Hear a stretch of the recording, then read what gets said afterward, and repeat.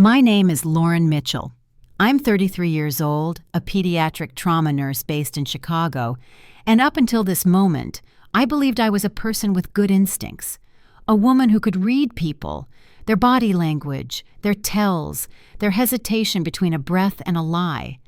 It's my job to spot symptoms others miss. I deal in intuition as much as I do in facts, and yet when it came to Ava Sinclair, I saw absolutely nothing. Not the lies, not the setup, not the trap my brother was walking into with a tuxedo and a smile. And by the time I realized it, the ink on the marriage license was already dry. We were at the post-wedding brunch, sunlight flooding the vineyard garden, everyone clinking mimosas, hungover but radiant, still floating on the high of the perfect ceremony. My husband, Ethan, had been quiet all morning, his mouth tight in that way I recognized from years of emergency cases, when something was deeply wrong and he was trying to piece it together. He'd stepped away twice to take calls. He wasn't eating. He barely looked at me, and then, just as I leaned in to whisper something about my dad's increasingly animated conversation with Ava's so-called father, Ethan turned to me, his voice low and sharp. "We need to go, now." I blinked. "Excuse me?" "Lauren." He locked eyes with me. "We're leaving, immediately." The room fell away.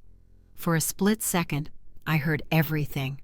The clatter of forks on china, the soft jazz floating from the speakers, my mother laughing, Ava's delighted shriek somewhere to my right.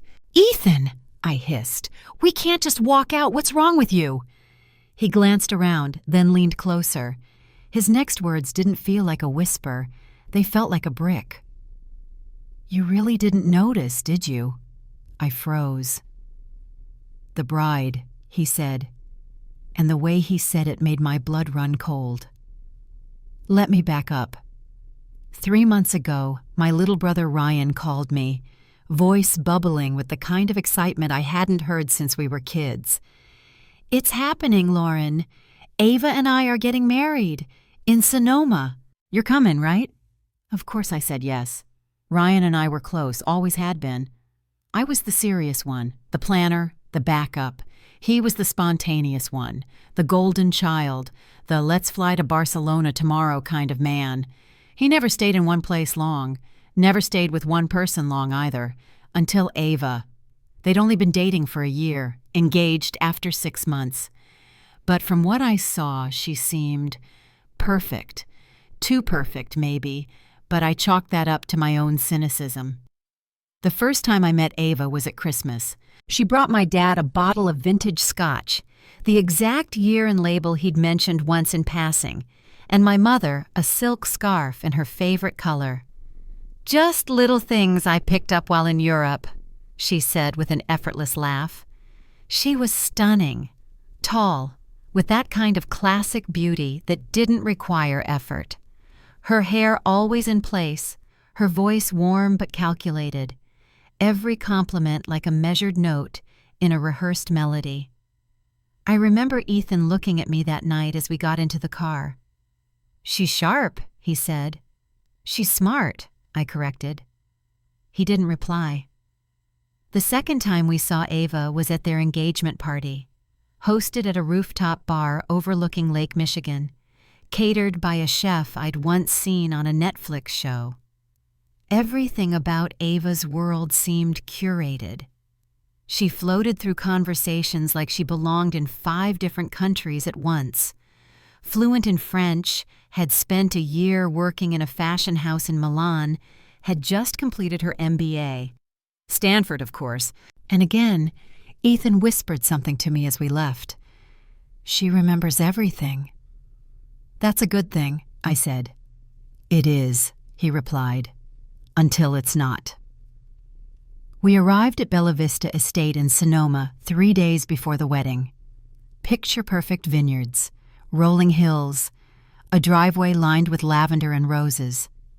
Ava's parents, a well-dressed man named Robert and a reserved woman named Celeste, greeted everyone like dignitaries at a state dinner. "You must be Lauren," Robert said, shaking my hand with practiced ease. "Ryan talks about you constantly." "He says you're his hero," Celeste added, touching my arm gently. "That you raised him." Their eyes were warm, their smiles flawless. I felt welcomed, impressed, fooled. I didn't know it yet, but I was standing in a carefully constructed illusion. The first night was magical. Fairy lights, jazz quartet, a long dinner under the stars. I watched Ava work the crowd like a seasoned diplomat. She remembered everyone's name, asked the right questions, made everyone feel seen, especially my father. They spent hours in conversation. She asked about his green energy firm, asked about his investment strategy, even mentioned his little-known white paper on market disruption, a paper even I had never read. "She's interested in his work," Ethan said that night, brushing his teeth beside me. "So?" I asked. "She shouldn't know that much. That paper wasn't public." I frowned, but brushed it off. On the second day, things shifted. During a break between the wine tour and the bridesmaids' fittings, I walked past Ava on the phone. Her voice clipped, urgent. "No, not yet. He's hooked, but I need 2 more days. The account's open Sunday." I stopped in my tracks. Her voice dropped lower. "Tell Elias to stay close to the father. We move as planned." She hung up before I could react. Ava turned, spotted me, and instantly smiled. "Just a florist issue," she said.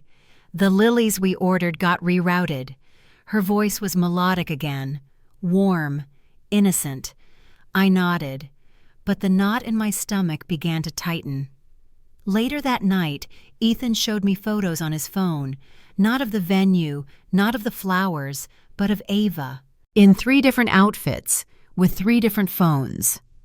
"Why does she need 3 different phones?" he asked. "Work?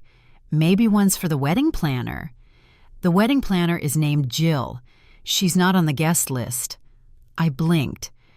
"What do you mean she's not?" "I called the agency she said she hired. No one named Jill works there." Silence. I stared at him. "Lauren, I think your brother's wife is conning your family." And that's where the truth started to unravel. So when Ethan leaned toward me at that brunch and said, "We need to go." "Now!" I didn't argue.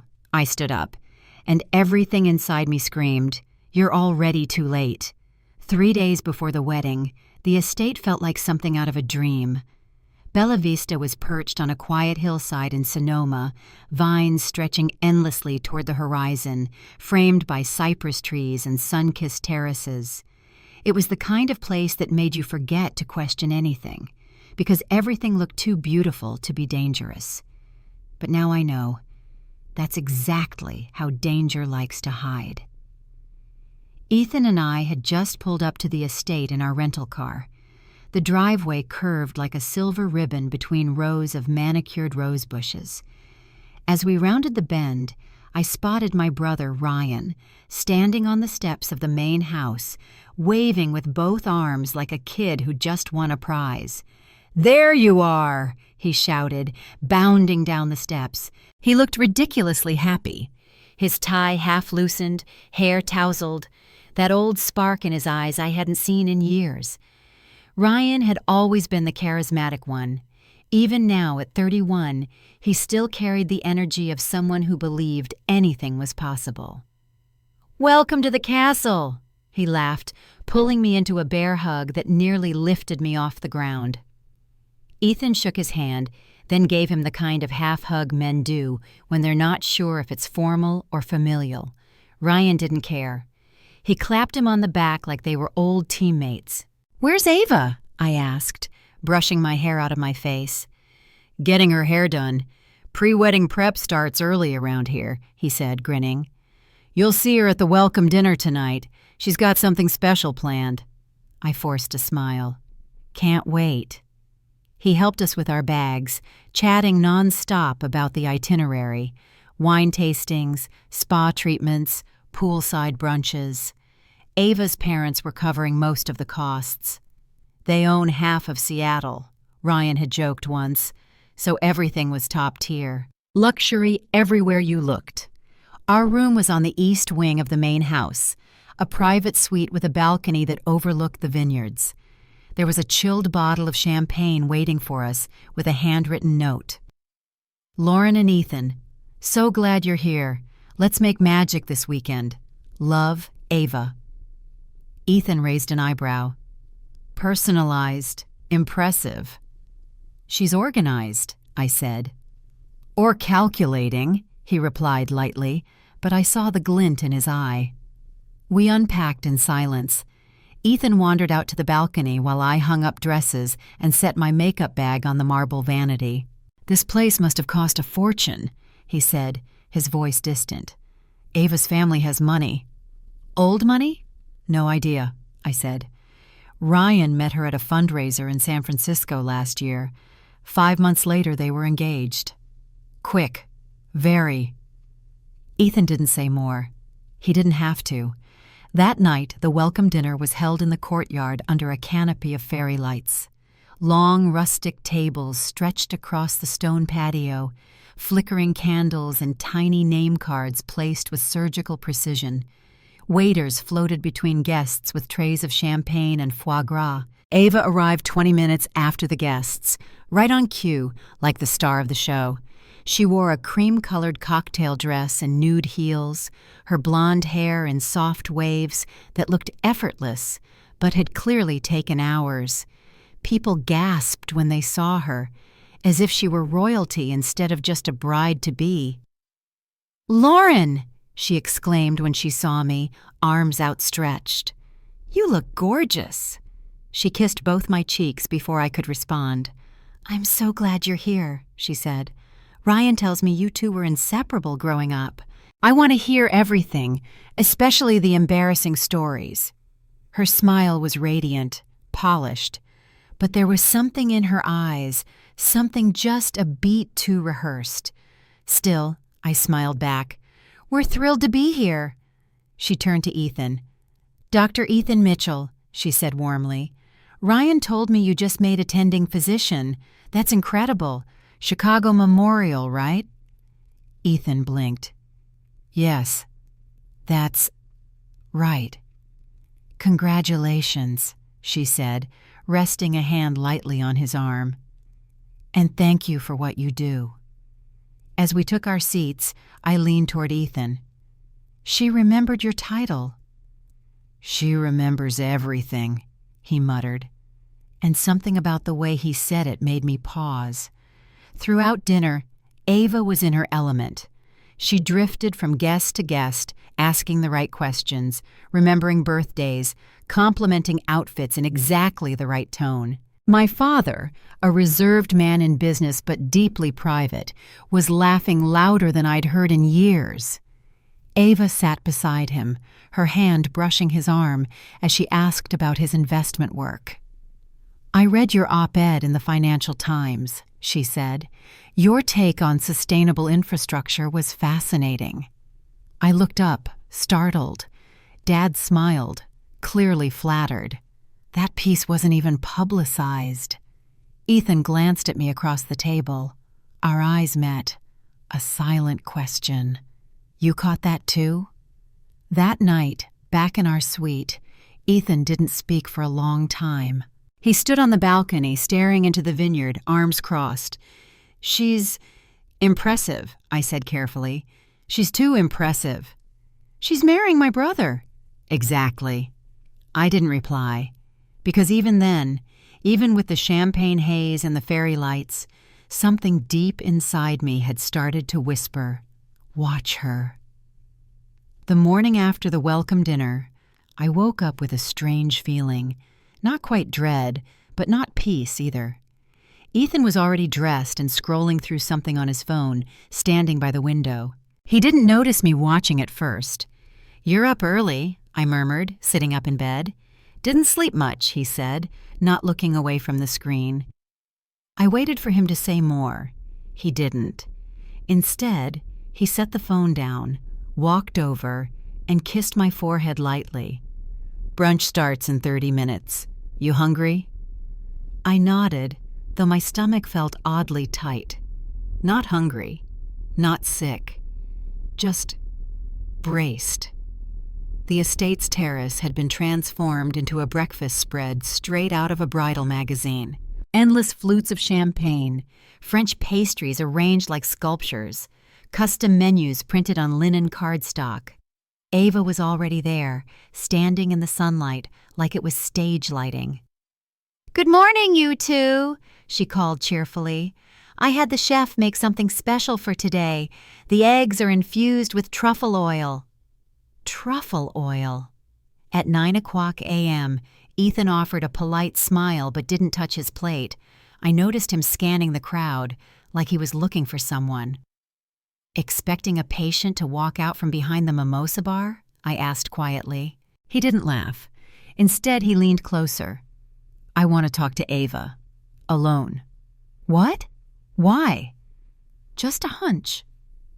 I studied his face. I'd seen that look before, when he suspected a post-op infection others missed, when he caught sepsis hours before labs did. He was in diagnostic mode. Still, this was my brother's wedding weekend.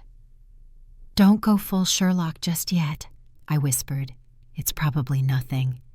He didn't answer, just sipped his coffee and watched Ava as she flitted between tables, offering hugs and blowing kisses. Halfway through the meal, Ava's phone buzzed. She checked it, smiled tightly, then excused herself. Ethan stood casually and followed. I counted to 20, then followed them both. The hallway outside the main dining terrace was empty, leading toward the bridal suite and 2 of the unused guest rooms. I walked carefully, staying quiet. From behind the heavy wooden door of one of the side rooms, I heard voices. Ava's first. "We can't afford mistakes. No, I don't care. Everything has to be ready by tomorrow." Her tone was clipped, rushed, almost panicked. "The files? Already sent them.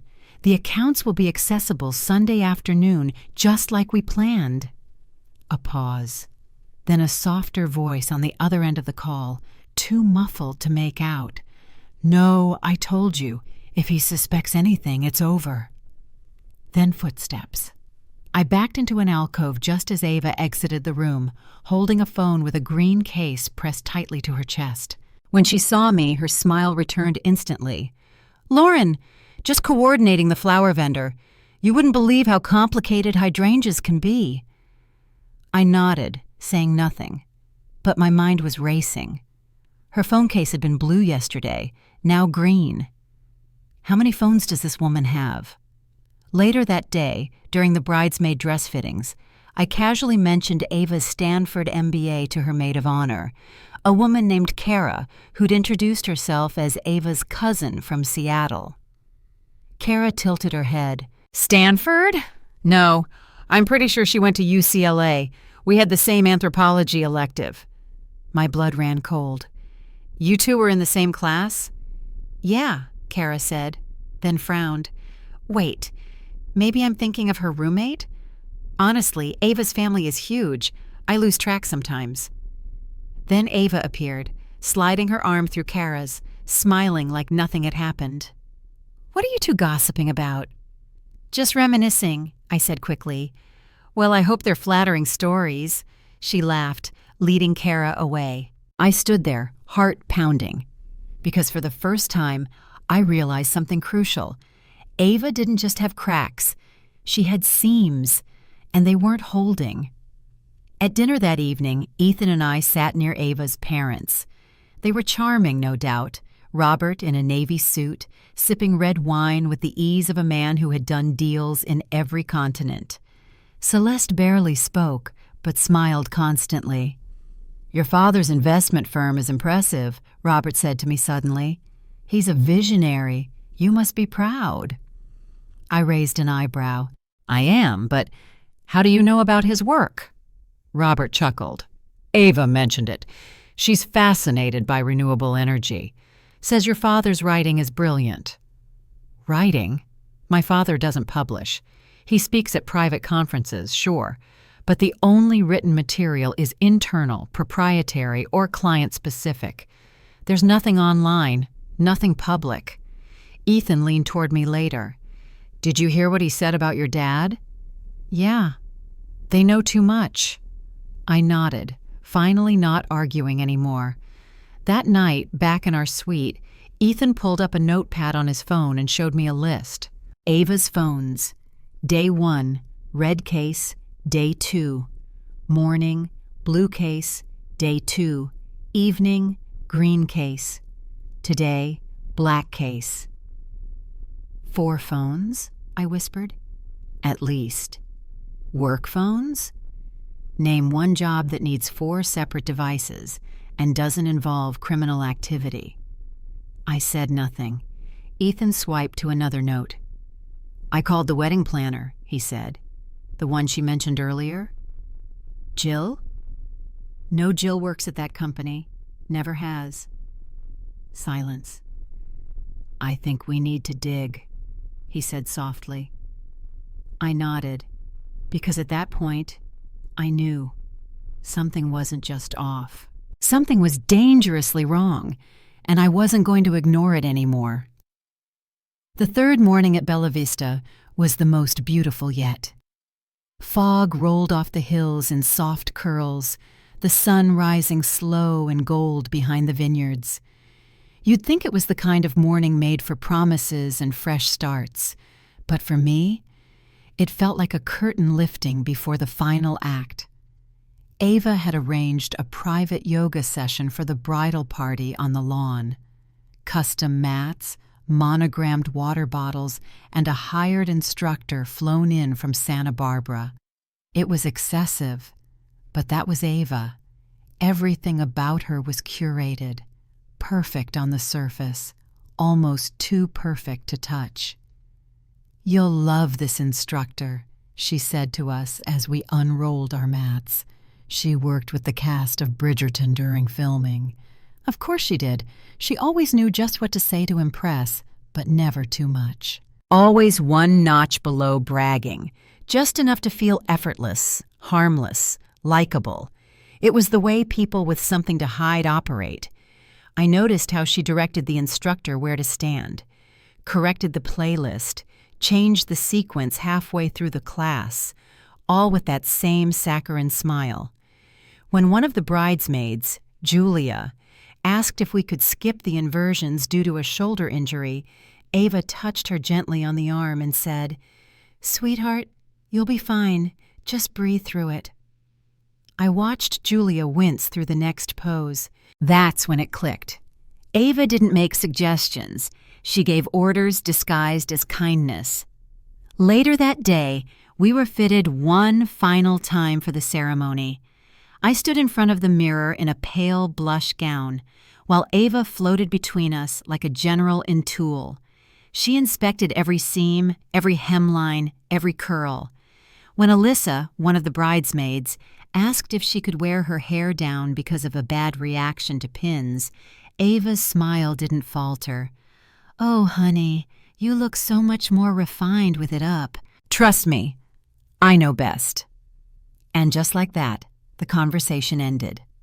Another request dismissed, another boundary crossed, softly, expertly, without resistance. Then came my turn. As the stylist began to tease my hair into an intricate braid, Ava stepped beside me, eyeing my reflection. "Lauren," she said sweetly, "you have such a classic bone structure, so elegant.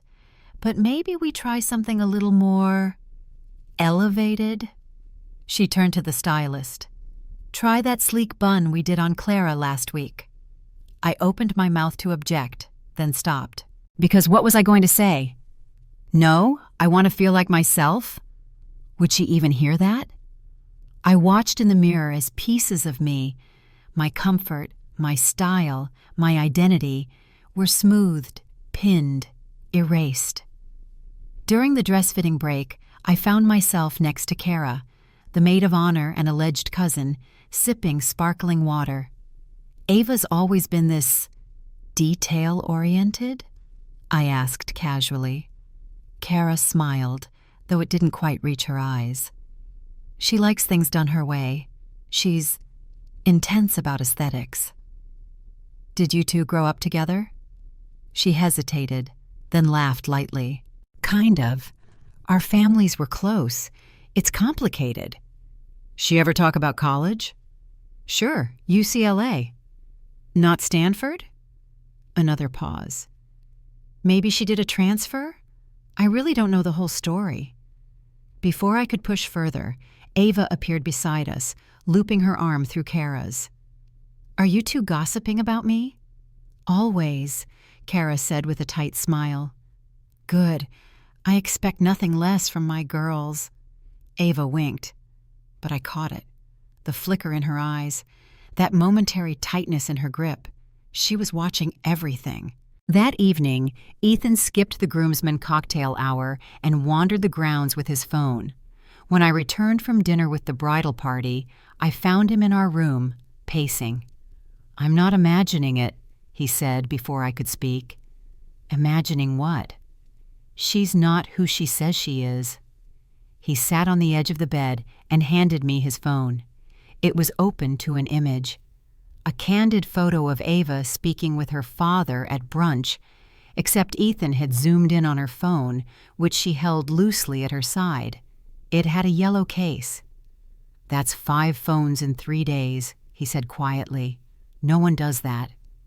He showed me a screenshot of her online bio from a wedding site Ryan had sent out, where she listed Stanford MBA, a former internship at Vogue, and a childhood spent between Florence and Toronto. Then another screen, a comment thread on a fashion blog from 2 years ago. A woman named Catherine Miller, claiming the same Vogue internship. Same timeline, same credentials, different face, but a very similar writing voice. Coincidence? I whispered. Maybe, but she's weaving a lot of borrowed details into her story, and I can't find any record of her at Stanford. No photos, no alumni profiles, just a blank LinkedIn with 2 connections. What if she just values privacy? Ethan looked up sharply. Then why construct a narrative that's so easily checked? I didn't have an answer, because deep down, I was starting to believe him. Back at the estate, Ava was working the room again, laughing with guests, pulling out chairs, pouring wine, listening intently to my father as he spoke about energy markets. That same father, a man so guarded about his business he didn't even let me see his laptop screen, was now sharing projections and philosophy like it was casual conversation. She really respects your mind, I heard him say to Ava, and Ava smiled, warm and glowing. I've learned so much from you already. I turned to Ethan. You think she's after my father's money? I think your brother was just the entry point. I felt something in my chest crack, not break, just shift. Because this wasn't about suspicion anymore. This was about proof, and we needed more of it. Fast. There's a special kind of silence that exists between 2 people when they've both seen something they can't unsee. That's the silence that sat between Ethan and me as we stood side by side in our suite, the golden California dusk pouring through the windows, the air conditioner humming like a nervous breath. Ethan was at the desk, laptop open, his eyes flicking between tabs and encrypted searches. I was perched at the edge of the bed, Ava's wedding itinerary in my lap. She had color-coded the weekend down to the minute. I used to think it was charming. Now it felt like a map, a blueprint for control. Any luck? I asked, glancing at the screen. Maybe. Ethan rubbed his eyes. I reached out to a buddy from med school, David Chen. He left surgery and now works in private cybersecurity. He owes me a favor. And? He's trying to run a soft trace on Ava's name, Ava Sinclair. Birth records, education, employment. I raised an eyebrow. Isn't that illegal? Technically, yes. Morally? He glanced over. We're trying to protect your family. I nodded, but the knot in my stomach tightened. There was a part of me that still hoped this would all fall apart, that we'd find a simple explanation, A coincidence. Something that made all of this look like paranoia fueled by wedding stress. But deep down, I knew we were past that. We weren't suspicious anymore. We were hunting. An hour later, Ethan's phone buzzed. He opened the message, read silently, then turned the screen toward me. It was a photo. A grainy driver's license. Different name, same face. Catherine L. Miller, D.O.B., 07/12/1991, Boston, M.A. The picture was clearly Ava, or rather, the woman we knew as Ava. Her hair was darker in the ID, straighter, her expression colder. Ethan swiped to the next message. Got 2 more IDs tied to facial recognition. All same woman, 3 aliases in 5 years. One of them's flagged in a federal watch list. My mouth went dry. Federal? Yeah, white-collar crimes division. Possible investment fraud, asset theft, marriage scams. My hands trembled as I reached for the phone. There it was. The photo I couldn't deny. Ava, no makeup, wearing a hoodie, standing next to an older man in front of a courthouse. Caption: Suspected in multi-state investment con. Woman remains unidentified. Ethan's voice was steady. Her name isn't Ava Sinclair. Then who is she? That's what we're going to find out. That night, during the rehearsal dinner, I watched her more closely than ever. She was stunning, as usual. A pale gold dress, hair pinned in an elaborate twist, flawless skin glowing under the fairy lights. She gave a speech about finding home in Ryan, about the warmth of being welcomed into a family. My mother cried. My father raised his glass. Ryan beamed like he'd won the lottery. And Ava? She smiled. But I saw it now. The precision, the restraint, the flicker of calculation when someone asked an unscripted question. How she pivoted conversations back towards safe territory. How she avoided talking about her childhood in specifics. Ethan leaned toward me, his breath warm against my ear. Everything she says is designed. There's no spontaneity, no personal stories, just echoes. I nodded, because I'd started to realize something chilling. Ava wasn't lying. She was performing, and she'd been perfecting the role for a long time. After dessert, Ava slipped away to take a call. Ethan followed 5 minutes later. I waited another 2 before moving, heart thudding, careful not to attract attention. I found them on the stone path behind the estate, partially lit by decorative lanterns. Ethan stood nearby, pretending to scroll his phone. Ava, a few yards away, had her back turned and was speaking quickly in a hushed tone. Yes, he trusts me. No, the old man's practically offering it. The investment deck goes live Monday. All I need is the signature. She paused, listening. No, Elias is still in place. He'll guide the transition. By Sunday night, the transfer should be done. My blood ran cold. When she turned around, I ducked behind a large stone planter. Ethan stepped casually away, pretending not to have heard. She passed him, smiling. Night, Dr. Mitchell. Tell Lauren I can't wait for her toast tomorrow.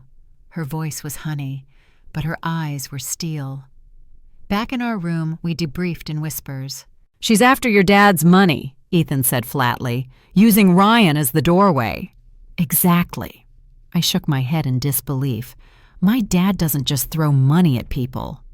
She doesn't need him to throw it. She just needs him to trust her enough to open a door. And this Elias, you think he's an accomplice, possibly posing as her father. My head spun. We have to warn them. Not yet, Ethan said firmly. If we tip her off too soon, she'll vanish. People like her are ghosts. The second they feel heat, they're gone. So what do we do? He hesitated. We gather proof. Solid, undeniable, show it to the FBI proof. And then we confront her, once, in the open, no escape route. I stared at him. Are you saying we trap her? He met my eyes. She built the trap, Lauren. We're just flipping it shut. The morning of the wedding arrived warm and golden, but my blood ran colder with every hour that passed. I couldn't unsee the photos, couldn't unknow the aliases, couldn't ignore the cold certainty in Ava's voice when she spoke about accounts, signatures, and a man named Elias. She wasn't marrying my brother. She was executing a plan. By 10 a.m., Ethan had already printed out key documents. We had photos, background checks, screenshots from secure forums his cybersecurity contact had pulled up. 3 names, 5 locations, 2 bankrupt ex-husbands, 1 sealed indictment in Massachusetts. She was wanted, she was dangerous, and she was walking down the aisle in 5 hours. "We need to do this today," Ethan said. "Before the papers are signed, before the money moves." "But we can't do it during the ceremony," I whispered. "It'll humiliate Ryan." "That's the point. If we let her get what she wants, he'll be more than humiliated. He'll be ruined." He wasn't wrong. But this was my brother, my baby brother, the boy who used to hold my hand at doctor appointments, who gave me a handmade card every birthday until we were both in college. How could I destroy his wedding day? And yet, how could I not? I decided on one last test.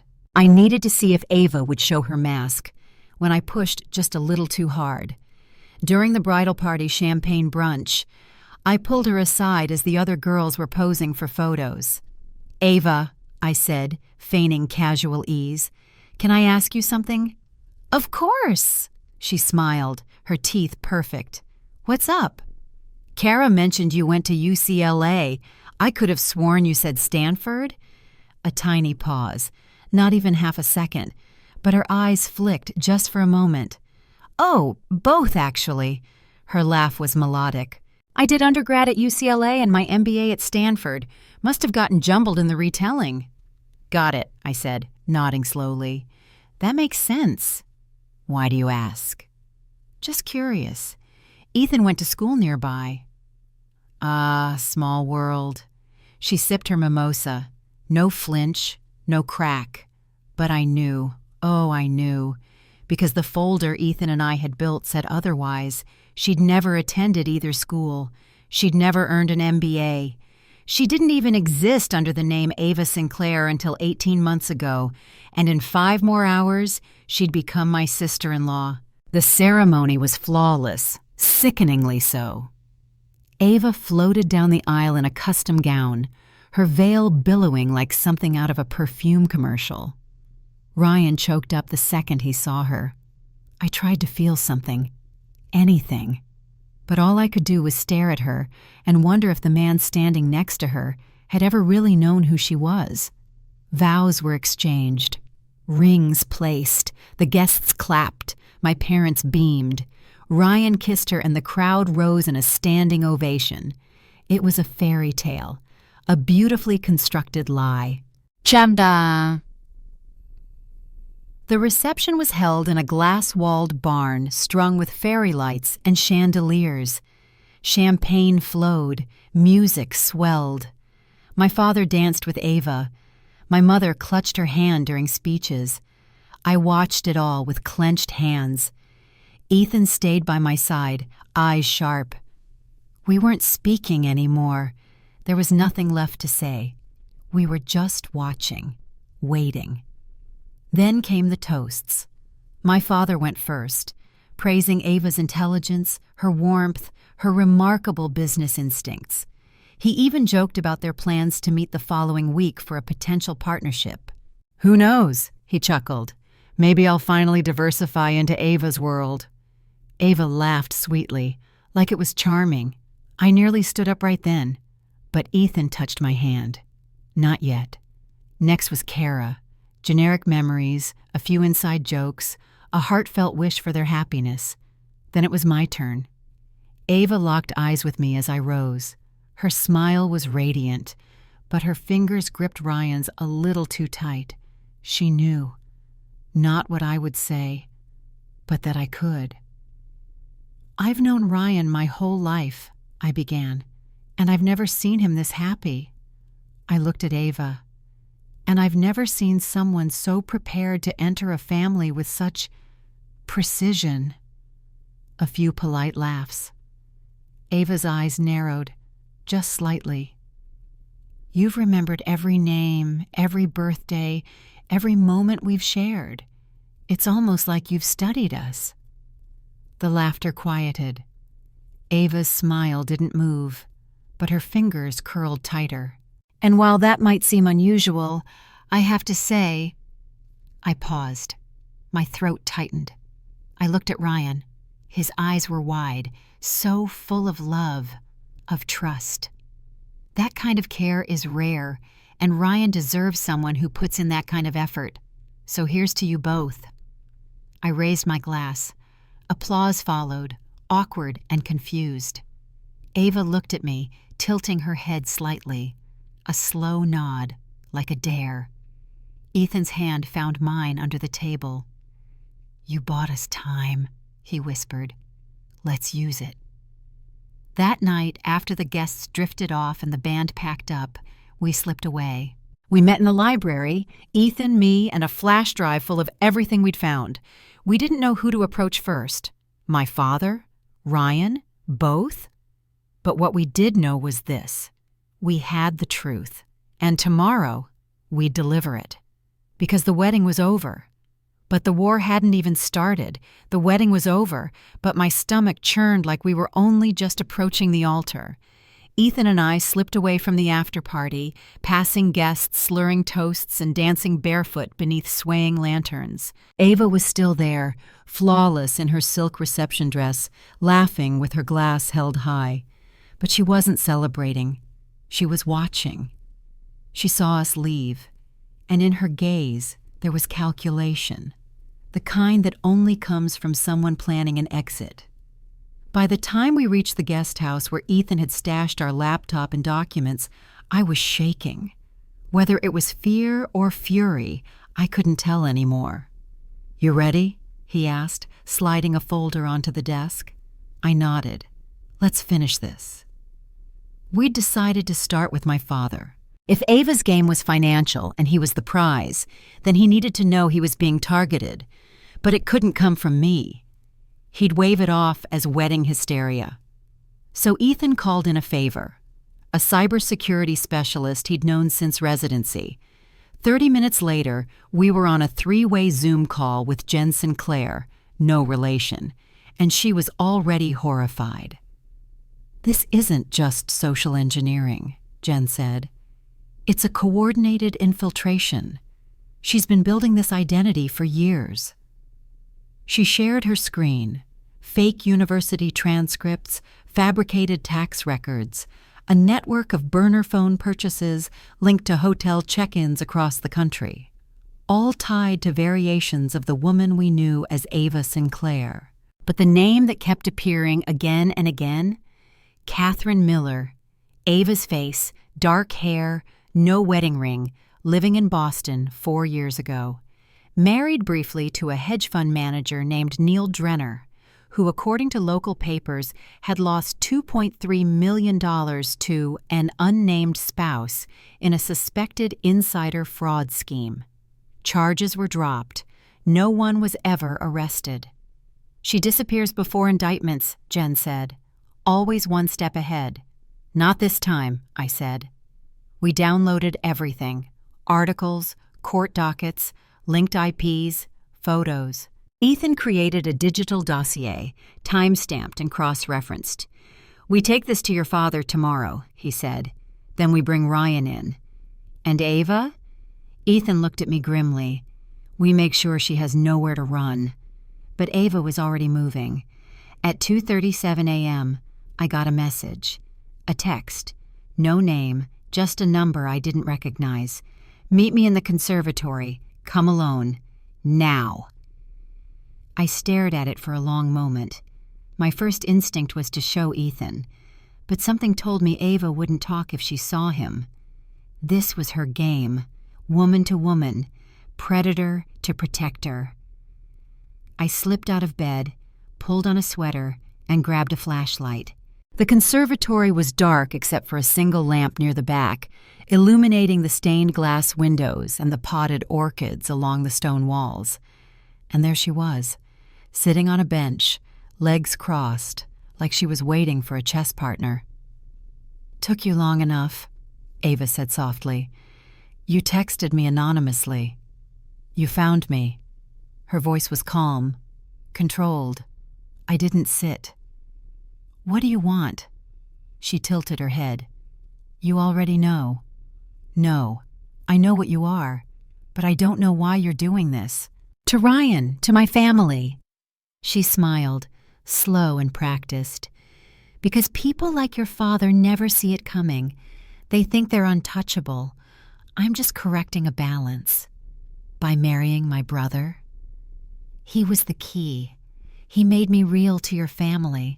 The girl who came out of nowhere, suddenly invited to dinner, trusted with secrets, introduced to wealth." She stood. "You saw it. You saw the moment your father started confiding in me. He never even told you about that Vietnamese real estate fund, did he?" My fists clenched. "He trusts you. That's what you exploited." "Trust," she echoed. "Such a fragile thing, but so easy to earn if you know the right words." "It's over," I said, heart pounding. "We know who you are."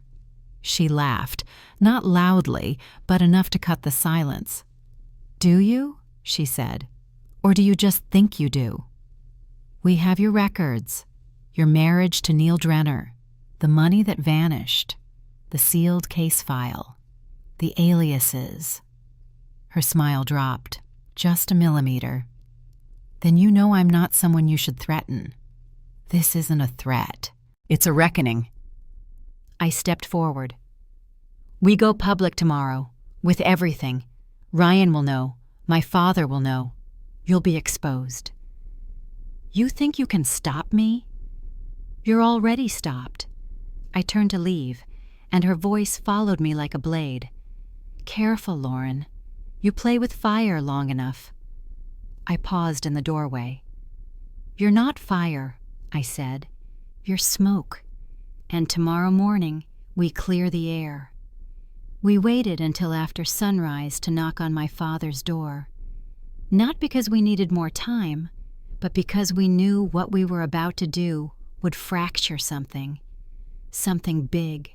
And once it cracked, there would be no patching it back together. Ethan stood beside me, holding the flash drive like it was a detonator. I'd barely slept after my encounter with Ava in the conservatory. Her words still echoed in my mind. "You play with fire long enough." But we weren't the ones playing anymore. We were pulling the plug. The door creaked open slowly. My father stood there, already dressed in slacks and a pressed polo, sipping coffee like nothing in his life was on the verge of shattering. "Lauren? Ethan? Everything all right? Can we talk?" I asked.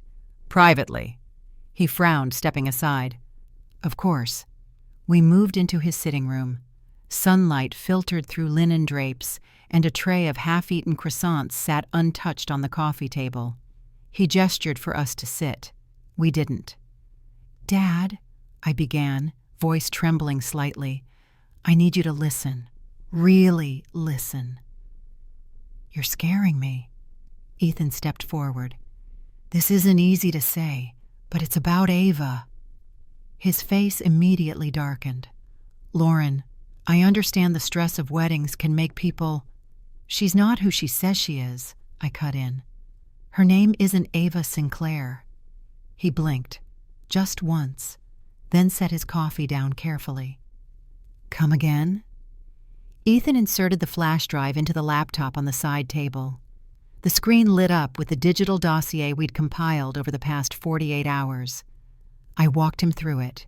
The aliases, the ex-husbands, the fraudulent investments, the pending federal alerts, the FBI bulletin from 2019 listing Catherine Miller as a person of interest in a multi-state financial deception case, Every piece of paper we had, every receipt, every screen cap, all pointing to the same devastating truth. She married Ryan to get to you, I said quietly, to gain access, to build trust. She never loved him. He was just the key. My father didn't speak for nearly a full minute. When he finally did, his voice was low. I had her scheduled to view my digital portfolio on Tuesday. He looked up, pale. I was about to give her viewing access to the Greystone Fund. The Greystone Fund. His legacy. The crown jewel of everything he'd built over the last 30 years. Ethan nodded grimly. If we'd waited another 2 days, she would have walked off with millions, my father finished, almost to himself. Maybe more, I added, and she would have disappeared. We all stood there in silence, the weight of what nearly happened pressing down like wet cement. Then my father straightened. We need to stop her. That's what we're trying to do, I said. But we need you to help us reach Ryan. He won't believe it, he said quietly. He's in love. That's why it has to come from you. My father hesitated, then nodded. I'll gather the board from my firm. Set up a video call. We'll have every piece of proof presented, documented. And if Ava tries to claim it's fabricated, we'll let the federal authorities sort it. And Ryan? I asked. He looked at me, voice hardening. Ryan will see who she really is, even if it breaks him. We didn't know Ava was already preparing her next move. That afternoon, Ethan noticed an outgoing call from the estate's business center logged under Ava's wedding profile. The call lasted 26 minutes. The number? A blocked line routed through a Maryland exchange. Ethan's contact confirmed it was flagged in a previous Ponzi scheme investigation. She's setting up the exit, he muttered, calling her team. I checked Ryan's phone location. Still on the property, likely with Ava, unaware his wife was arranging the clean sweep of their lives. We needed to move. But Ava got there first. At 4:12 p.m., just as we were preparing to bring Ryan into the library with my father and show him everything, the power flickered, then cut completely. Emergency backup lights came on in dim, flickering glows. Ava stepped through the door, hair in a perfect bun, white sundress, barefoot, calm. Now, she said, voice sweet. Why ruin a perfectly good honeymoon kickoff? Ryan stood behind her, confused, blinking into the shadows. What's going on? My father stepped forward. Ryan, she's not who you think. Oh, spare him, Ava said, her voice harder now. He already knows. Everyone froze. Ryan looked down. Wouldn't meet our eyes. What? I whispered. Ryan. He finally looked at me. She told me last night. Silence. Not everything, he added quickly. Just enough. That her name isn't Ava. That she's made mistakes. Mistakes? I snapped. She's a con artist, a federal suspect, a liar. She said she was trying to escape all that, Ryan said, eyes wild. That I was her clean slate, that we were real. Ryan! I stepped forward. No! He shouted suddenly. You don't get to choose who I love. Ava moved closer to him. You see? He chose me, even after I told him. That's what love looks like. I stared at her in disbelief. You manipulated him. I told him the truth. You told him the version that keeps him on your side. Her face didn't move, but her voice shifted again, calm, controlled. It doesn't matter anymore. I've done what I came to do. You didn't get the money, my father said. No, she admitted, but I got something better. She turned to Ryan, pressed her palm against his chest. I got him. And when you're done with him? I spat. She looked at me then, really looked, and smiled. I never stay long. I never expected the sound of my brother's voice to hurt like a slap. You don't know her, Ryan said, jaw tight. None of you do. Ava didn't speak. She just slipped her hand into his like a queen watching a war being won in silence. I took a shaky breath. Ryan, listen to yourself. You're defending a woman who lied about her entire identity. She's been married before. She's stolen money. She told me that, he snapped. She told me everything. And you know what? She didn't have to. But she did. Because she trusted me. She trusted you, Ethan repeated slowly, after manipulating your entire family for months. She was scared. I couldn't believe what I was hearing. You think this is love? Ryan, this isn't love. It's a setup. You're just angry that I didn't listen to you before. No, I whispered. I'm terrified because I love you, and she's playing you like a violin. My father, still stunned by Ryan's declaration, took a cautious step forward. Son, I know you think this is romantic, that you're saving her, but I need you to look at what she's done, not just to me, but to others. He pointed to the folder still open on the desk. This is federal-level fraud. Ava, Catherine, or whatever her name is, has a pattern, a system, and you're the next phase. Ryan's mouth opened, then closed. Ava still hadn't said a word. She didn't need to, because the longer we fought, the deeper Ryan dug in. That was her game. Fracture us, isolate him, turn concern into control, love into suffocation. I don't want to hear any more, Ryan said, his voice suddenly quiet.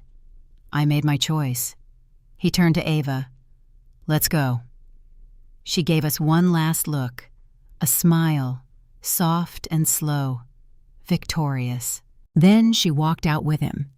And I swear, as they disappeared down the hallway, the air in the room collapsed. No one spoke for a long time. My mother had joined us just minutes before Ryan left, and now sat on the edge of a chair, trembling. My father stood motionless, staring at the spot where Ava had been. Ethan leaned against the wall, fists clenched. I didn't think he'd pick her, I said quietly. He's not picking her, my father muttered. He's picking what he wants to believe. Same thing, Ethan said. For now. So what do we do? I asked. Just let them go? Ethan looked up. We can't force him. He needs proof, not just paper, something he can't rationalize. And what if he doesn't see it until it's too late? My father turned, eyes suddenly fierce. Then we burn her down anyway. That sentence hung in the air like smoke. I'd never heard my father speak like that. We need a third party, Ethan said after a beat. Someone with credibility, authority, someone Ryan might actually listen to. A lawyer? I asked. A journalist? No, someone who's been through it. Ethan opened his laptop, fingers moving fast. After a few moments, he turned the screen toward us. There it was. A news article, 3 years old. Boston investor's ex-wife, linked to multi-million-dollar fraud, disappears weeks before indictment.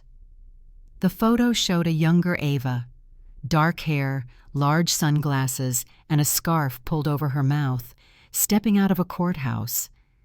The man beside her? Neil Drenner, her last husband. The one she robbed blind. He never pressed charges, Ethan said, but he did give one interview to a financial podcast, said he wanted to warn others. Can we contact him? My father asked. If he's still using the same firm, yes. Ethan clicked, then smiled grimly. Found him. We called that evening. Ethan did most of the talking. Mr. Drenner, he said, This might sound strange, but we believe your ex-wife, Catherine Miller, has reappeared under a new name. She just married my brother-in-law." There was a pause, then a long sigh. "Where is she?" We explained. Sonoma, wedding, investment pitch. "She told my brother her name is Ava Sinclair," I added. "She's trying to get access to our father's funds." Neil's voice was tight. "That's her. Same M.O., new face, new name, same scheme." "Would you be willing to speak to my brother, man to man?" He didn't hesitate. "I'll be on a plane tomorrow morning." The next day, Neil Drenner arrived at Bella Vista like a ghost stepping out of the past. Gray suit, neatly trimmed beard, hollow eyes. He was calm, but I could feel the weight of what he carried. The shame, the anger, the loss. We met in the estate library. Ryan was hesitant at first, reluctant to face anyone after the night before, but when he saw Neil, something shifted. "You married her," he said softly. "Yes." "Did you love her?" Neil paused. "I thought I did, but I wasn't in love with her. I was in love with the way she made me feel, needed, seen, important, like I was the only person in the world." "So what happened?"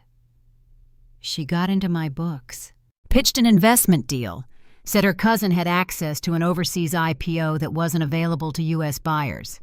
He looked down. "I transferred $2.4 million. It was gone in 4 days." Ryan paled. "And you never got it back?" "She vanished. And the cousin? Fake name, fake address. I never saw her again."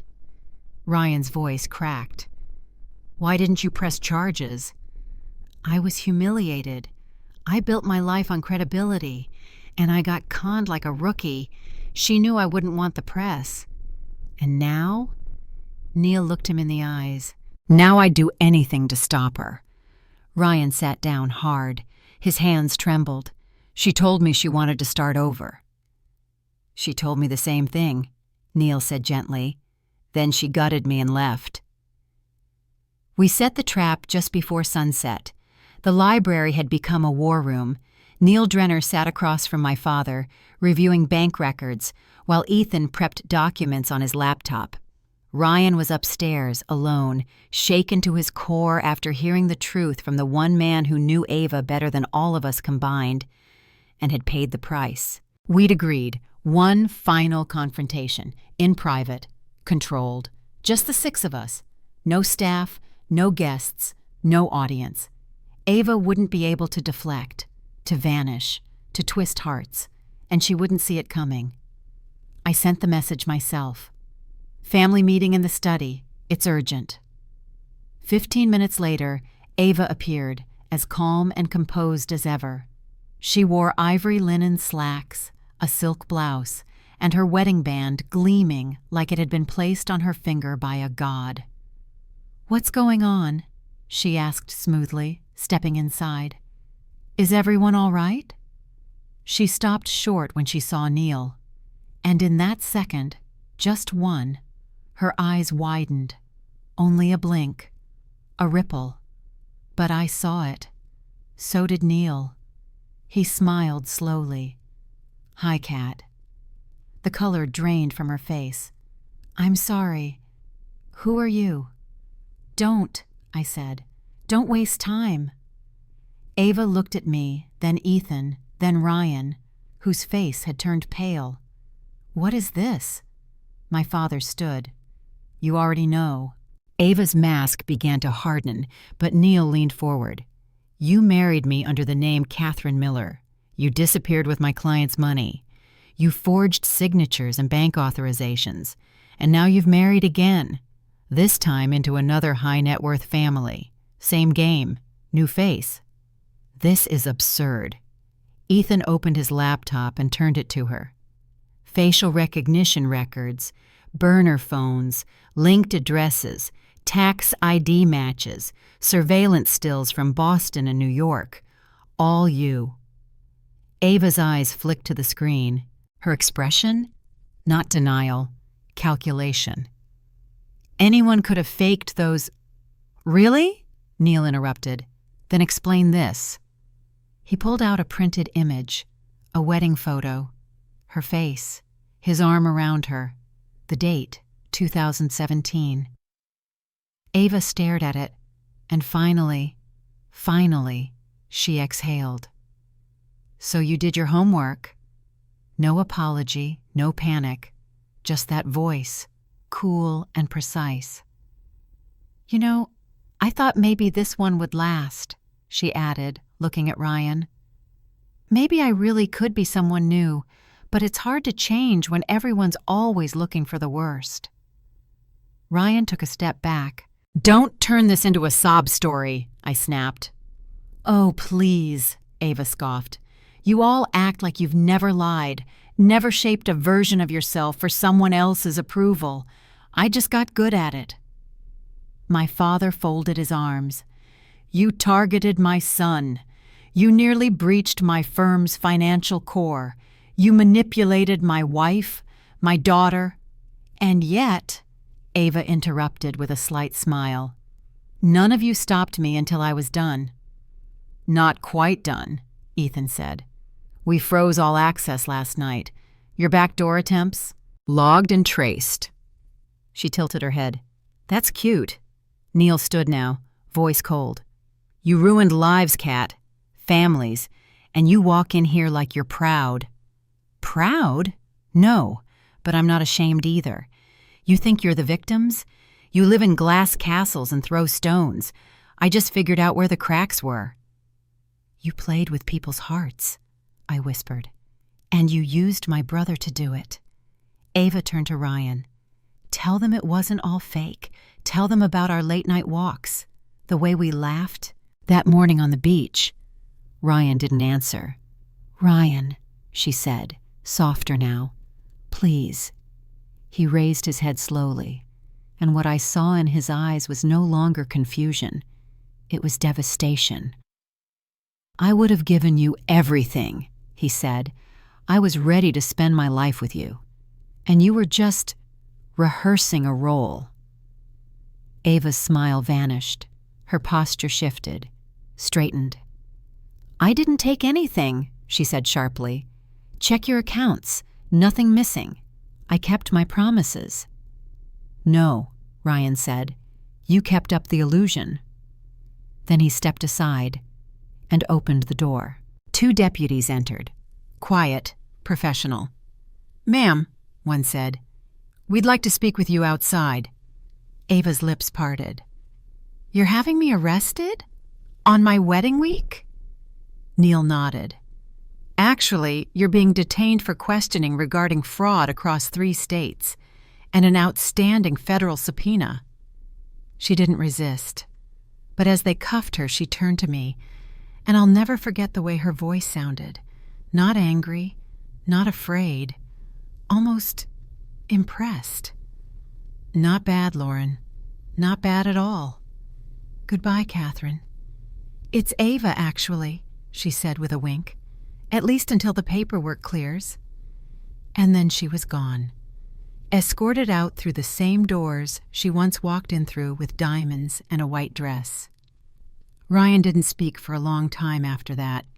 He sat in the same library chair for almost an hour, staring at the floor, hands clenched in his lap. When I finally sat beside him, he didn't look at me. I should have known. She was built not to be known. I defended her. Because you loved her. He finally turned. His eyes were hollow. What does that say about me? It says you have a heart, one she tried to break, but she didn't, because you're still here. He gave a weak laugh. Barely. Barely is enough, I said. We'll rebuild from there. There's a strange kind of quiet that follows destruction. Not peace, not relief, just stillness, like the air itself is holding its breath, unsure of what to do now that the noise has stopped. That was the energy in the Bella Vista estate after Ava was taken away. No more music, no more speeches, no more perfect smiles. The fairy lights still flickered in the trees. Champagne glasses still clinked in the far corners of the reception hall. But the center of it all, the bride, the illusion, the entire fantasy, was gone. And what remained? A hollow kind of disbelief. Ryan didn't speak that first night. He refused to leave the library. My parents stayed close but gave him space. My mother, once Ava's biggest fan, now sat in stunned silence, gripping her rosary as if it could pull the betrayal out of her skin. My father was quiet, composed, too composed, the kind of stillness that signals shock in a man who never liked to admit he could be fooled. Ethan and I didn't sleep. We lay in our room staring at the ceiling, both exhausted but wired with adrenaline and guilt. "She almost pulled it off," Ethan murmured around 3 a.m. "She nearly gutted my father's legacy." "And broke your brother." "She did break him," I whispered. "He just hasn't realized the pieces yet." The next morning, Ryan was gone, his room empty. No note, no text, nothing. At first I panicked, thinking maybe he ran off to find her, to chase her down in some twisted moment of longing or closure. But then I checked my phone and found a voicemail. His voice, low and tight. I needed space. "Don't worry, I'm safe. I just can't look anyone in the eye right now. I'll be back when I can breathe." I played it 3 times, then sat down and cried. Not because I didn't understand, but because I did. The press found us 2 days later. Someone at the resort leaked the story. Heiress bride exposed. As career con artist, multi-state investigation underway. They didn't use our names at first, but by day 3, someone had traced Ava's aliases. Then the real headlines began. Socialite wedding scandal in Sonoma. New wife, old crimes, Ava Sinclair, a.k.a. Catherine Miller, arrested in fraud sting. Chicago investment family caught in marriage scam. My father's PR team worked overtime to sanitize the narrative. The official line? The family was unaware of the bride's background. Legal proceedings are ongoing. But the court of public opinion didn't wait for legal clarity. They wanted scandal, shame, and Ava gave them a feast. My mother stopped going online. She refused to answer calls from the country club, from friends, from family. I caught her one morning sitting alone in the vineyard garden, still in her robe, staring at a dead rose bush. "Did you ever believe her?" I asked. She didn't turn. I wanted to. Why? Because she made me feel seen, admired, like I was still important. She looked at me then, eyes red. "You grow older, Lauren, and you start to feel invisible." Ava made me feel needed again, like I wasn't just the mother of the groom. I was her friend. I knelt beside her and took her hand. She made us all feel like that. And we let her in. We didn't let her. She broke in. Ryan returned a week later, thinner, paler, quiet. He didn't talk about where he went, just nodded when we asked if he was eating, said he stayed in a cabin up north, alone. He didn't want to discuss Ava, or the wedding, or anything that sounded like pity. "I'm not a victim," he said firmly. "I was a fool. There's a difference." I didn't argue. He moved back into his condo in San Francisco 2 weeks later, deleted all his social media, cut off mutual friends who'd met Ava, started therapy, small steps, but forward steps. And for now, that was enough. My father, meanwhile, became obsessed with security. He hired 2 firms, one to audit his finances, the other to investigate Ava's full network. He wanted every dollar accounted for, every breach logged, every false smile documented.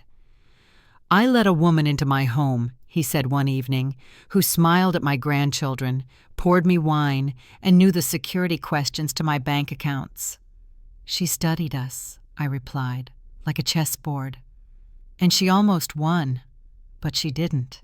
He nodded. But I saw it in his eyes. The crack that wouldn't heal. Not yet. Maybe not ever.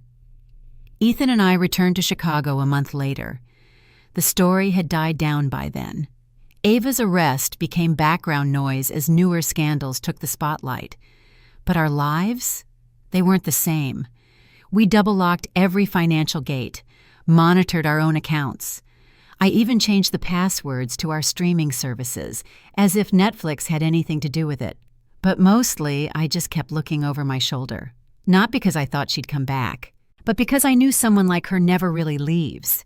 They live in the quiet, in the doubts, in the what-ifs. That's what con artists do best. They don't just steal money, they steal peace.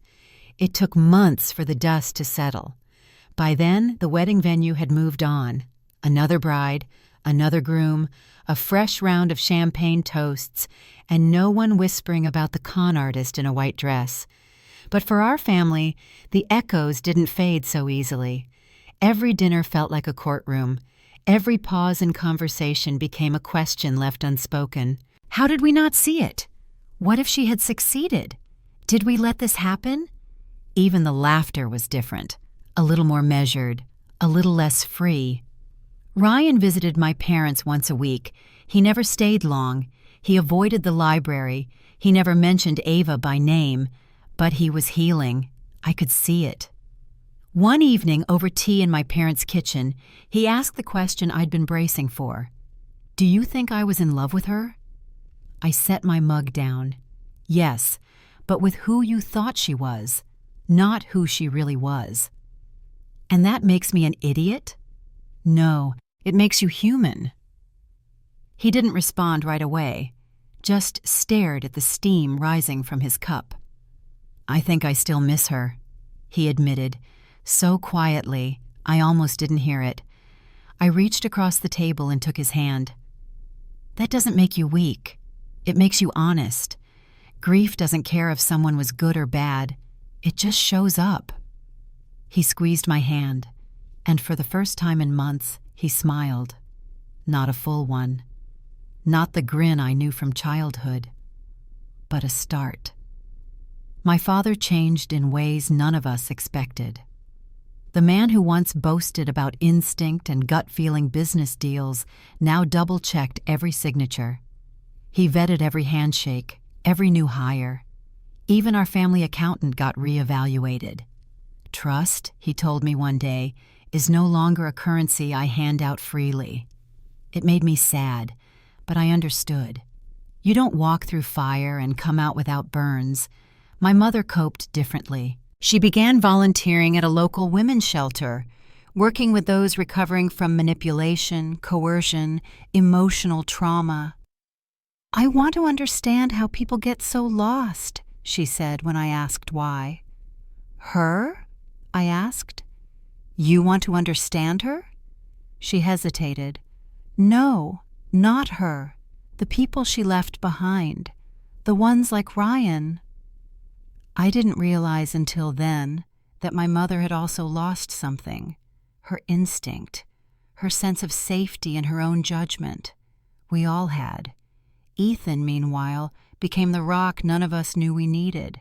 He spoke at a fraud prevention seminar hosted by a hospital foundation, shared our story anonymously, warned others about what trust can look like in the hands of the wrong person. He never once tried to say, "I told you so," even though he was the first one who saw the cracks. One night, long after we'd returned to Chicago, I found him in our kitchen, reading a transcript of Ava's upcoming trial. "Still no plea?" I asked. "Her lawyer's going to push for diminished capacity, try to paint her as a victim of manipulation herself." I leaned against the counter. "Think it'll work?" "Not with what we've given the FBI. Neil's testimony, the financial trail, the burner accounts. She built this herself." He looked up at me. But part of me wonders if that's the scariest thing about her, that she did all this, not for someone else, but because it worked. Ava's trial began 8 months after the wedding. It made national headlines, not just for the high-profile families involved, but for the calculated elegance of her schemes. The prosecutors called her a social chameleon with a criminal blueprint. They laid out a decade of deception, 5 aliases, 4 marriages, 3 major financial extractions. She sat in the courtroom wearing beige, no makeup, no jewelry, her hair in a plain ponytail. To most, she looked harmless. To me, she looked more dangerous than ever, because now she didn't need to charm anyone. Her past did it for her. Ryan didn't attend the trial, but he followed every article, every legal update. "I don't need to see her face again," he said, "but I need to see her lose." In the end, she was convicted on 5 counts of wire fraud, 2 of identity theft, and 1 of conspiracy to commit financial crimes. The judge called her the architect of emotional and economic destruction. She was sentenced to 12 years in federal prison. No one clapped. No one cheered. Justice didn't feel like a celebration. It felt like something heavier, like closure that had to be earned in scars. The last time our family spoke of her by name was 1 year after the wedding. We were gathered in my parents' home, smaller now, quieter. My father poured a rare bottle of wine. My mother cooked. Ryan brought his new rescue dog, a quiet little terrier with cautious eyes. We talked about the vineyard, the food, the future, and then, at some point, Ryan raised his glass. "To the worst year of my life," he said, grinning. We all laughed, but then he added more softly, "and to the people who didn't let me drown in it." I looked around the table, at the faces that had endured heartbreak, humiliation, betrayal, and yet we were still here. Still whole, still a family, changed, but unbroken. 1 year later, to the day, I stood on the balcony of our apartment in Chicago, watching the morning fog roll in from the lake. The city had started to stir. Dogs barking, buses exhaling, someone singing faintly 2 floors below. And in my hands, I held a letter. It had no return address, but I recognized the handwriting immediately. Slanted, deliberate, effortlessly elegant. Ava's. Or, as the envelope now read, Alexandra Petrovics, 47261, 129, Federal Correctional Institution, Phoenix, AZ. I didn't open it right away. I let the wind nudge the edges, let the envelope soak in a bit of morning dew, let my pulse settle, because just seeing her handwriting again, even on a piece of paper, made my stomach lurch. It had been 12 months since her sentencing. She wasn't eligible for parole for at least 8 more years, and still, she found a way to show up through a single, stupid envelope. Ethan stepped out behind me, coffee in one hand, concern in the other. "That from her?" I nodded. "Are you going to read it?" "Eventually," I said, "but not yet." He didn't ask why. He never did. That was something I loved about him. Ethan didn't need to fix everything. Sometimes he just stood with me in the hard spaces and let me breathe. I slipped the envelope into a drawer in the kitchen, right between a faded wedding invitation and a pack of unused holiday stamps. I might read it one day, but I didn't owe her anything anymore. That same week, Ryan came over for dinner. He brought salad, a new bottle of wine, and a piece I hadn't seen on him in years. He looked lighter, still healing, still bruised, but lighter. His therapy had continued. He'd started dating again, slowly, cautiously. He joined a small book club, picked up cooking, even adopted another dog. A mutt named Benny with one eye and a tail that wagged sideways. I loved that little dog like he was my nephew. Over roasted vegetables and pasta, we laughed about our childhood, about our parents, about the time I tried to give Ryan a haircut and shaved a bald stripe across his skull.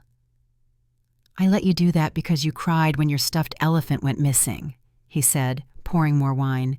"You let me do that because I was terrifying with scissors." "Also true." He paused, then looked at me seriously. "I'm still embarrassed sometimes, that I didn't see it, that I fought you so hard." "I'm not," I said. "You needed to believe in something good. That doesn't make you weak. That makes you hopeful." "Hope's dangerous." "Yeah," I agreed, "but it's also brave." He smiled, full and wide this time. "I'm glad you were brave enough for both of us." My parents came by the next night. They brought dessert. My mother insisted on bringing actual porcelain dishes, no paper plates, even though Ethan groaned about the cleanup. "Your father needs to feel like a proper guest," she said, smirking. "He runs a fund that manages $300 million, Ethan teased. "I think he'll survive a Dixie cup." But my dad didn't complain. He sat on our couch, ate peach cobbler, and talked about how he'd started mentoring younger entrepreneurs again. "I thought I'd lost my judgment after Ava," he admitted. "But I realized it wasn't that I couldn't trust people. I just needed to trust myself again." "You still check the locks 3 times, I reminded him. "Habit," he said, "not fear." My mother looked over at me then, soft-eyed. "I still think about her sometimes." "Same. Not because I miss her, but because I wonder what she could have been if she'd used her intelligence for something good." I nodded. "Maybe she didn't know how." "Or maybe she didn't care to," my dad added. "Not everyone wants redemption." I finally read the letter 2 weeks later. It was 4 pages, written neatly, no apologies, not really. She called it closure, said she hoped I was well, said she believed I'd done what I thought was right, said she understood why I couldn't forgive her. Then she wrote something that stayed with me. "You thought I wore masks, but I wasn't hiding anything. I just gave people what they wanted to see." She was wrong. She hid everything. But she was also right. We let her in because we saw what we wanted. And that, more than the lies, was the hardest part to admit. A 1.5 years after the wedding that wasn't, Ryan met someone new. Not perfect, not a model, not a Stanford MBA with designer heels and a polished backstory. Her name was Leah. She worked for a nonprofit helping refugees resettle in the U.S. She laughed with her whole face. She'd once shaved her head for a cancer fundraiser and said it was the most freeing thing she'd ever done. She met our parents at a casual dinner. No show, no pearls, no curated performance, just kindness and honesty. And when Ryan looked at her, it wasn't with awe, it was with safety. The kind you don't find in fairy tales. The kind that doesn't need a spotlight to feel real. The last line of Ava's letter read, "Maybe in another life, we all could have met differently." I folded the letter and slid it into an old shoebox, sealed the lid, taped it shut, and stored it in the back of my closet, next to the photo albums, the Christmas lights, and the memories of a chapter I never wanted, but one I'll never forget. Because here's the truth. Some scars you don't erase. You honor them. You learn from them. You let them remind you that you survived. And that's what we were now. Not broken, but marked. And still moving forward, together. There was no big finale, no courtroom gasp, no last-minute twist, no cinematic monologue from the villainess behind bars. Just life, messy, honest, quiet. The kind of life that no one clicks on, but the kind you fight hard to get back once it's been torn from you. And we fought for it. Every day. Ryan started over, not with grandeur, but with groceries, dishes, morning jogs with Benny. He signed up for a photography class, not because he wanted to be an artist, but because, in his words, I need to learn how to frame things differently. There was wisdom in that. When Leah became a regular part of our lives, we didn't talk about Ava. She never asked, never pried. But I saw her watch Ryan closely in quiet moments, gentle, curious, cautious. Not afraid of his scars, but respectful of them. One night she caught me lingering by the window as they left our apartment after dinner. Ryan reached for her hand at the curb, just a small, unconscious gesture. Leah looked back and smiled at me. Not a smile of "I got him," a smile of "he's okay now," and somehow that mattered more.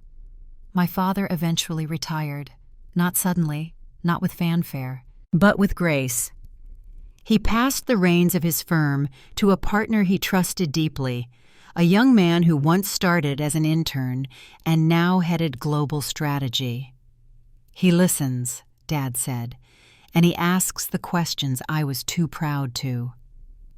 My mother dove deeper into community work.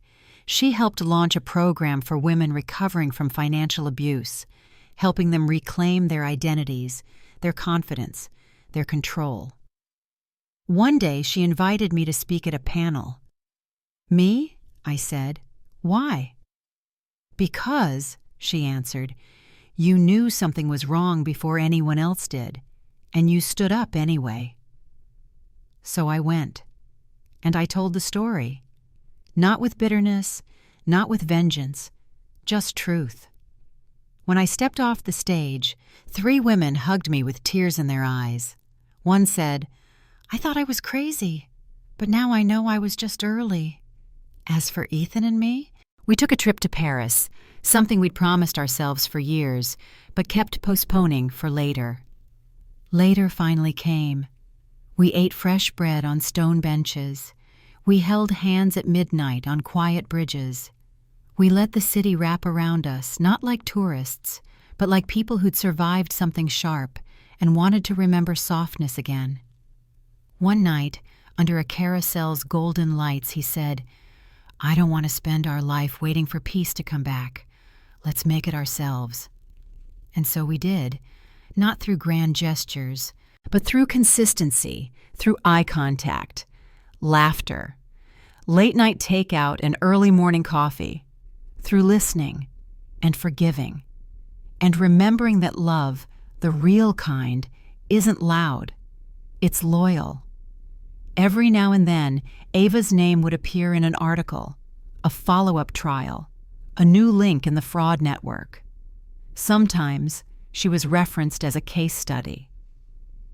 Petrovic syndrome, one fraud investigator called it.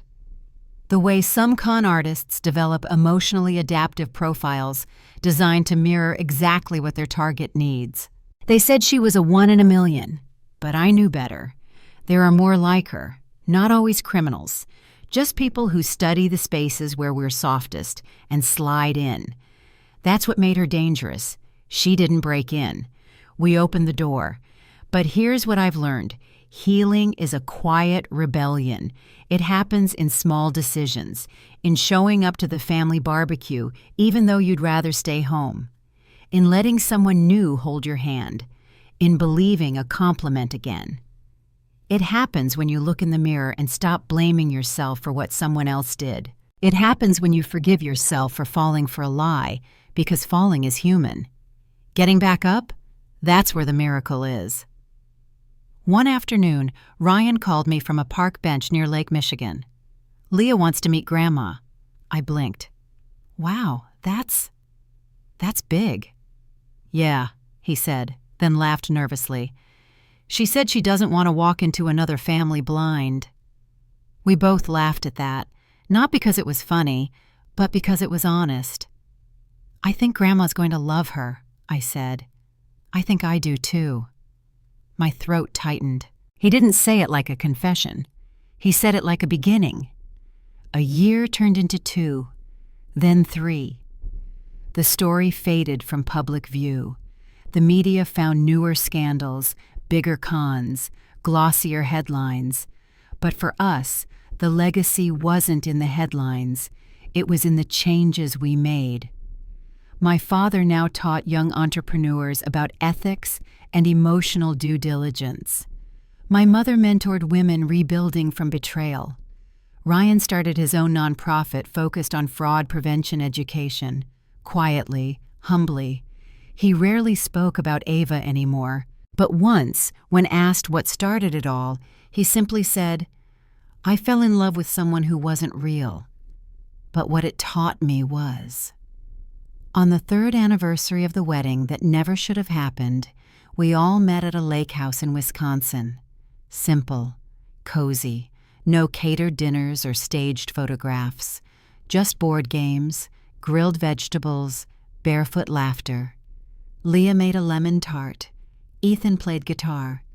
My parents dozed in rocking chairs while Benny chased geese, and Ryan read aloud from a terribly written romance novel. And at some point, as I watched them all through the porch screen, I realized we weren't the same people we were 3 years ago.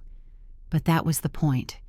Pain had shaped us, but it hadn't defined us. Before we left, Ryan pulled me aside. We stood at the edge of the dock, wind in our hair, old dockboards creaking beneath our feet. "I used to think scars made you less," he said, "like damaged goods. They don't." "No," he agreed. "They just prove you survived something you thought would kill you." I smiled. "You know what I think?" "What?" "I think Ava taught us one thing right." He looked at me sideways. "Really?" "Yeah. She taught us that trust is sacred, not free. And love, real love, doesn't run when it's inconvenient." He didn't answer. He just nodded. And for the first time since she walked into our lives, I felt the air around us let go of her name. No hate, no bitterness, just nothing. She was gone. And we were still here.